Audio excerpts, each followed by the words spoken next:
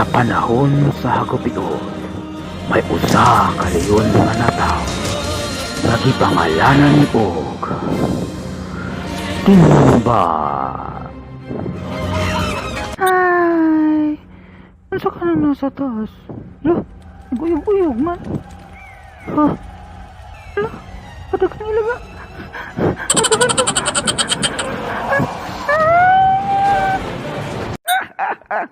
Kay bao ka, katoy mong gikahadlokan. Dito ilaga. Ilaga.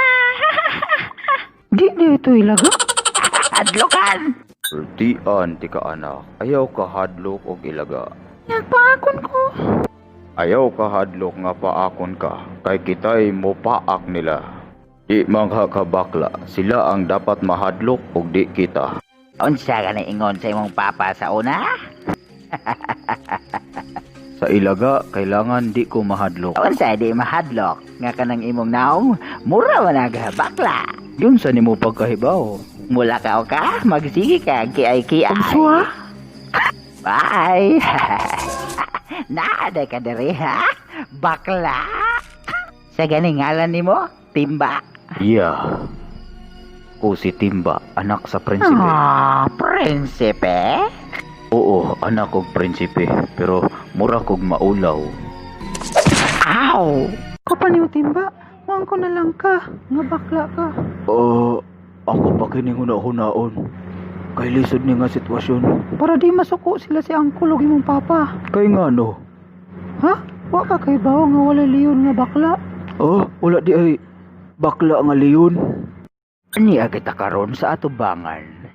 Sa imong mga pag-umangkon og mga kaig-agawan, pamatud-in nila nga dili ka bakla. Mga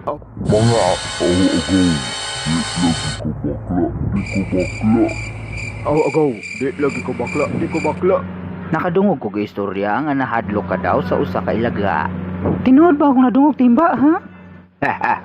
Iti ka ilhon nga pag-umangkon, kay walay leyon nga bakla. Busa, itokmod ti ka. Angkol timba! Di lagi ko bakla. Pamatud-i nga di ka bakla. Di lagi. Pamatud-i dayon. Mapamatud-an kaha ni Timba nga dili siya bakla.